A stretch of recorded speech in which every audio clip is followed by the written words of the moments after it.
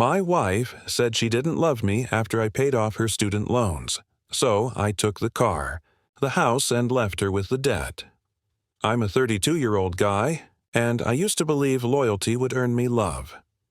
I met Haley when I was 26, during a grad school charity tech event, one of those half-empty auditoriums where everyone pretends they're networking but really just wants free coffee. She stood out instantly. Black-rimmed glasses, messy bun, sleeves rolled up like she had somewhere more important to be. She wasn't trying to impress anyone, and maybe that's what impressed me. She was juggling 2 part-time jobs and taking night classes. We were both drowning in code, caffeine, and unpaid internships. One night I caught her staring at her laptop in the library, tears in her eyes. Her screen showed her loan balance, over $80,000. I sat down beside her without saying anything. Just handed her my extra granola bar and asked if she wanted to vent. That's how it started. We bonded over late-night coding sprints, ramen dinners, and walking home in the rain because neither of us could afford Ubers. She said, "I've always been the one who gives everything but gets left behind." I told her, "Not this time," and I meant it. I thought we were building something real, 2 broken people trying to make something whole together. She wasn't flashy, didn't care about labels or brands. She once told me, "I don't want a rich guy. I want someone who won't leave." That stuck with me. Looking back now, I wonder if she ever really meant it, or if that was just the version of herself she needed me to believe in, because I gave her everything. My time, my loyalty, my heart, and eventually, my money. But I didn't realize I was building a life with someone who had already started packing emotionally.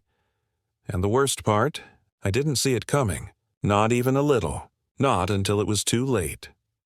A year after we met, I landed a full-time developer role with solid benefits. It wasn't glamorous, just back-end grunt work at a mid-sized software firm, but to me, it felt like I'd finally caught my break. I wanted Haley to feel that too, so I proposed. We were sitting in our tiny apartment eating takeout Thai on a Tuesday night. I slid the ring across the table in a fortune cookie wrapper. She stared at it for a few seconds, then burst into tears. "No one's ever chosen me first," she whispered. "Not even my parents." That moment, that sentence, buried itself deep in me. I promised her right then that she'd never feel abandoned again. Not on my watch. From that point on, I started covering more. Rent, groceries, her textbooks. She always looked guilty when I insisted, but never stopped me. "Once I'm on my feet, I'll pay you back," she'd say. I believed her, because I wanted to. She quit one of her jobs to focus on school and interned at a boutique marketing agency. I remember watching her sleep some nights, hair sprawled across my old college hoodie, and thinking, I'm lucky. I get to protect someone who finally feels safe. She'd leave sticky notes on the fridge. "You're my superhero. Thanks for loving the real me. We'll make it." I kept them all in a shoebox under the bed like tiny vows. Sometimes, we'd stay up planning our future. A house with a vegetable garden, a golden retriever named Pixel, maybe a baby in a couple of years. She'd sketch floor plans on napkins. I'd calculate mortgage options. It felt like a partnership. But slowly and without warning, that feeling began to shift. She stopped dreaming out loud, stopped leaving notes, started closing doors, and I told myself it was stress, that things would settle. That love, like loyalty, just needed time. I remember the exact night I decided to pay off her loans. We were sitting on the couch, lights off, the glow of her laptop casting shadows across the room. She was staring blankly at a spreadsheet, her face tight with exhaustion. I asked what was wrong. She barely looked up and whispered, "I feel like I'm dragging us both down." Then she started crying, ugly, guttural sobs. No matter how hard I work, the debt just grows. I'll never catch up. I held her for over an hour, just rocking back and forth while she wept into my chest. That was the moment. That was when I told myself, if I can take this weight off her, I will. So I did. I used my annual bonus, a large portion of my savings, and what was left of a small inheritance from my grandfather, money I had been holding on to for a down payment one day. I sat at the bank for hours, consolidating, transferring, signing forms. When I showed Haley the confirmation email, loan balance $0, she just stared at it. Then she hugged me. Not tight, not tearful, just enough. Thank you, she said, almost like I'd returned her misplaced keys. I expected relief, joy, even celebration. Instead, she became quiet, distant. Her eyes didn't sparkle anymore when we made dinner together. She started scrolling her phone more at night, replying to texts with tight little smirks. I asked what was up. She said she was just tired. Always tired. I told myself I was imagining it. That stress changes people. That love is about carrying the weight, even if it feels uneven sometimes. But in that silence, something inside me began to ache. A small, sharp thought I didn't want to face. What if she stopped needing me? The second I paid her debt? 3 months passed, and I started to feel like a ghost in my own marriage. Haley's kisses became routine. Quick, closed-lip gestures before work, like she was clocking in. We no longer stayed up talking, no more shared playlists, no more slow dancing in the kitchen when pasta was boiling. She spent most evenings on the couch, headphones in, glued to her phone. When I tried to sit beside her, she shifted slightly, as if my presence made the cushions uncomfortable. One night I made her favorite, spaghetti with garlic bread and that weird, sparkling juice she liked. I lit a candle, even set the table like I used to. She walked in, glanced at the setup, and said, "You didn't have to do all this. I'm not really hungry." Then she microwaved a frozen burrito and took it to the bedroom. That was the night I stopped pretending everything was fine. When I asked her gently, "Are we okay?" she shrugged. Not in a dramatic, cruel way, just indifferent. "You're overthinking again," she said, her eyes never leaving her phone. "Don't be so needy." That one hit different. Needy. I just erased 6 figures of debt, cooked, cleaned, worked full-time, and made space for her dreams. And now I was needy. It didn't make sense. Or maybe it made too much sense, because the woman I married had slowly been replaced by someone cold, detached, like a roommate who couldn't wait for her lease to end. I'd lie awake listening to the buzz of notifications on her phone, wondering who she was laughing with. I wanted to ask, but something stopped me. Fear, maybe. Not fear of the truth, but fear that I already knew it. It started with the champagne emoji. I was doing laundry on a quiet Sunday afternoon when her phone lit up on the kitchen counter. She'd left it unlocked, something she never used to care about until recently. I wasn't snooping. But when your marriage starts to feel like a one-man show, you start noticing things. The message was from someone named Tyler. "Can't wait to see that smile again tomorrow." My stomach dropped. I stood there frozen, holding a damp towel in one hand, my heart pounding so loudly I could hear it in my ears. I didn't know what hit harder, the message itself or the fact that her phone had been blowing up for weeks and I'd forced myself not to look. When she got home that evening, I asked carefully, "Hey, who's Tyler?" She didn't even blink. "He's just a coworker. We're working on the Henderson pitch together. He's kind of flirty but harmless." I nodded like I believed her, like an idiot. But after that night I started noticing more. Her phone was always face down. She'd jump slightly when it buzzed. She began staying later at work, always claiming it was client prep. One evening, I asked what account she was working on. She paused for too long, then answered with the wrong client. That silence between us grew heavier.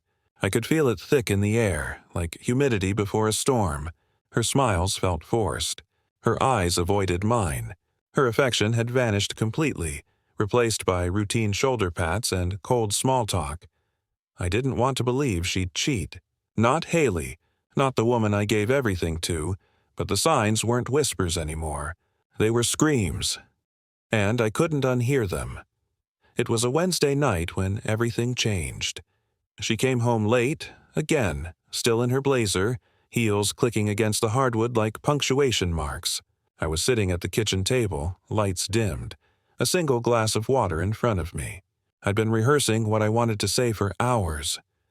Before I could speak, she let out a long breath and said, "We need to talk." Those 4 words. They carry a specific weight when spoken by someone who's already made up their mind. I braced myself. She didn't cry. She didn't scream. She didn't even hesitate. "I don't think I love you anymore," she said. "I think. Maybe I never did." My vision blurred. I blinked hard, trying to steady myself. "What are you talking about?" She shrugged, arms crossed, eyes avoiding mine. "I thought I could grow into it." "I really did. You were safe, stable, and that's what I needed at the time." At the time? I laughed. This bitter, broken sound I didn't recognize. "So what am I now? Dead weight?" "No," she said almost gently. "You're a good man, but I feel stuck, like I can't breathe, like I'm living someone else's life." "Is there someone else?" She didn't answer right away. That told me everything. Then came the quiet, almost whispered admission. "There's a connection. With someone who sees me differently." I looked down at my hands. The same hands that had signed loan checks, scrubbed kitchen counters, carried this relationship from day one. I wanted to flip the table, scream, beg. But instead, I just sat there, numb. That night, after she fell asleep in the other room, I sat in the dark and stared at the ceiling. And for the first time since we met, I stopped seeing a future. I started seeing an exit. After that night, something in me broke, but not in the way she expected. I didn't lash out. I didn't beg. I went quiet, cold, focused. She thought my silence meant defeat, but really, I was planning. At work, I started using my lunch breaks to meet with a lawyer. I told him everything, how I'd paid off her loans, how the car, condo, and joint accounts were structured. When he glanced at the documents and said, "Everything's in your name," I felt something I hadn't felt in months. Control. Legally, she had no claim. Not on the house, not on the car, not even on the joint savings, because every cent that had gone in came from my salary. My lawyer looked me dead in the eye and said, "If you want out, you can walk out clean." So I started preparing for the day I'd walk. I opened a new bank account, rerouted my paychecks, backed up every financial record, every text, every receipt that showed what I'd covered. I even started moving small items, my computer, some clothes, my grandfather's watch, to my coworker's spare room, little by little, like a ghost slowly erasing himself from his own life. At home, Haley barely noticed. She was too busy working late, probably with Tyler. I'd hear her laugh quietly in the kitchen while she texted, that same laugh she used to save for me. Every time I saw her, I reminded myself, you can't save someone who used you to stay afloat. And one night, as I watched her scroll on her phone with that detached little smirk, I realized something. She thought she'd won, that she'd drained me dry and could walk away untouched. She had no idea I was already gone. And soon, so would everything else she thought she owned. The universe didn't even give me the mercy of ignorance. It made sure I saw everything. It was a Friday night when my friend Alex sent me a message. "Dude, you might want to check Haley's private Insta." I didn't even know she had one. She'd blocked me long before, probably thinking I'd never find out. But Alex sent screenshots anyway. There she was, my wife, sitting in a rooftop bar, dressed to kill, holding a glass of champagne. Beside her was Tyler, hand on her thigh, both of them grinning like they'd won something. The caption read, "Real love feels easy." It hit me like a physical punch. All those nights I spent alone, all those meals that went cold, all those moments I blamed myself for her distance. They were just cover. She'd been gone long before she said the words. The worst part wasn't the cheating. It was the performance, the public display of happiness she built on my sacrifice. I didn't leave the house that weekend. I just sat there scrolling through her photos, each one another knife twist. Comments from friends, "You two are adorable. So happy you found your person." Nobody knew what it cost me for her to find that freedom. For the first time, I stopped pretending I was fine. I punched the wall, screamed into a pillow, cried until my throat burned, because that was my rock bottom. The moment I realized the woman I had loved, protected, and rebuilt had used my loyalty as a stepping stone to someone else's arms. But when the crying stopped, something else replaced the pain. A stillness, cold, focused. If she could make a show out of destroying me, then I'd make an art form out of walking away. I waited until she was out. Saturday brunch with her girls, though I knew Tyler would be there too. I timed everything to the hour. I'd already taken the essentials weeks ago. All that was left now was the final move. I pulled up to the condo in a rented van. The doorman gave me a nod, oblivious. I didn't say a word. I just got to work. My lawyer had prepared everything. Bank accounts transferred. Joint credit cards frozen. Her name was never on the car title or the deed. The utilities, all in my name.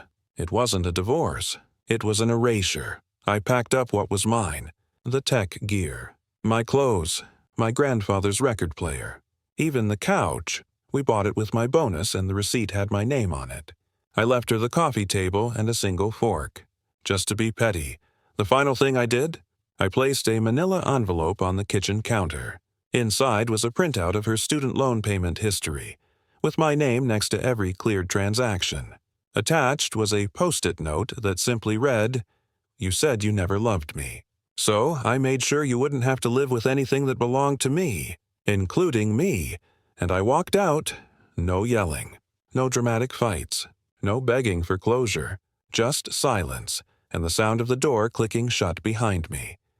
By the time she got home, everything she once called our life was gone. The car was in my new garage. The condo was scheduled for sale. The accounts were locked. And the debt. That was the only thing I left behind. She thought I'd stay and suffer. But I didn't leave broken. I left free. The explosion came fast. By Monday morning, my phone lit up like fireworks. Calls, texts, voicemails, all from Haley. The first few were angry. "What the hell did you do?" Then came the tears. "You can't just disappear like this. We need to talk." And finally the guilt trips. "You're being cruel. I have nothing without you." I didn't respond to a single one. By the third day, she switched tactics. She started calling mutual friends, painting herself as the abandoned wife. "He just up and left," she told them. "Took everything.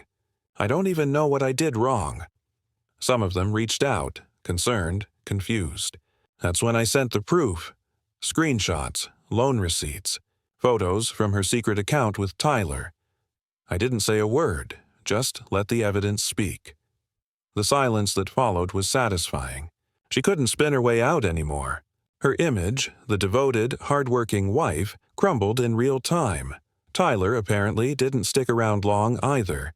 Once he realized she wasn't the independent, debt-free woman she'd pretended to be, he ghosted her completely, blocked her number, deleted their photos. A friend told me she moved into a small apartment across town, sold her jewelry, and started picking up side gigs just to stay afloat. Meanwhile, I was signing a new lease, sleeping soundly for the first time in months. Every few weeks, she'd still send something, long, rambling messages about forgiveness, what we used to have, and how cruel money made me. I never replied, because she was wrong. Money didn't change me. It just revealed who she really was, and by the time she realized what she'd lost, it wasn't the car or the condo she missed. It was the man who would have done anything for her, and he was never coming back. I used to think closure came in dramatic moments, screaming matches, heartfelt apologies, slamming doors. But when it finally came, it was quiet, soft, even. It happened one evening as I sat on the balcony of my new apartment, just a modest third-floor rental with a view of a laundromat and a grocery store. I was drinking tea, listening to a playlist I hadn't touched since before things fell apart. A song came on, one she used to hum while doing dishes. And instead of pain, I felt nothing. No anger, no grief, just air. Just peace. That's when I knew it was over. Not just the relationship, but the version of me that thought love was something you earned by breaking yourself into smaller pieces. I had stopped chasing closure from her and started building it for myself. Therapy helped. So did time. But mostly it was the small wins. Waking up without a pit in my stomach. Cooking meals I actually enjoyed. Buying a new set of dishes. Not the ones we picked out, not the ones she pretended to love. Just mine. Plain, simple, whole. People still ask if I miss her. I don't. I miss the idea of her. The girl I thought I was building a life with. The one who looked at me like I was the safest place in the world. But that girl never really existed. She was a chapter, not the whole story. And now, I'm in a different book entirely. Sometimes I get voicemails. You never even fought for us. Can't we just talk? I still think about you. I delete them without listening, because some people confuse silence with weakness. But mine, it's strength. And she'll never hear from me again. I used to replay our memories like home movies in my head, trying to spot the moment it all started to fall apart. Now, I don't bother. Some things don't need understanding. They just need letting go. I moved cities 3 months ago. Took a job offer I once turned down to stay close to Haley. Funny how fast your world opens up when you stop shrinking yourself to fit into someone else's. My new place isn't fancy, but it's mine. The furniture doesn't match, the walls are bare, and I still eat cereal for dinner more often than I should, but every corner of it feels honest. There's no pretending here, no walking on eggshells, no fear that my worth is tied to what I can give. I've started running again, volunteering. I even joined a cooking class just to prove to myself I could make something other than boxed mac and cheese. I'm slowly building a life that's not about survival.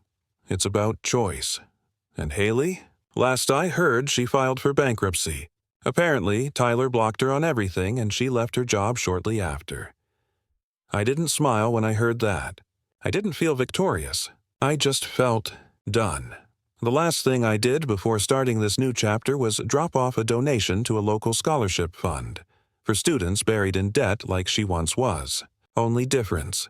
These people won't have to trade their soul to get help. As I walked out of the office, a thought settled into my chest. She made me her safety net. I made her my past, and that, right there, was the win. Not revenge. Not justice. Peace. The kind you earn after climbing out of someone else's storm and choosing, finally, to live in the sun.